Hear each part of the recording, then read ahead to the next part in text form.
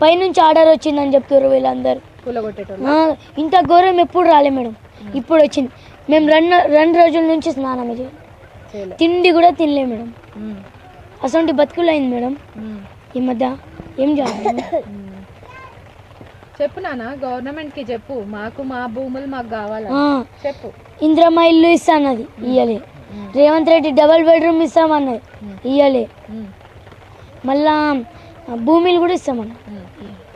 ఉన్న భూమిని ఉంచవచ్చు కదా, లాగేసుకురా. మా భూమిని మాకు ఇయ్యండి అని చెప్తున్నాం మేము, అయినా ఇస్తలేదు. మా డాడీకి గుంజి మరీ నడుము మీద కొట్టిర్రు.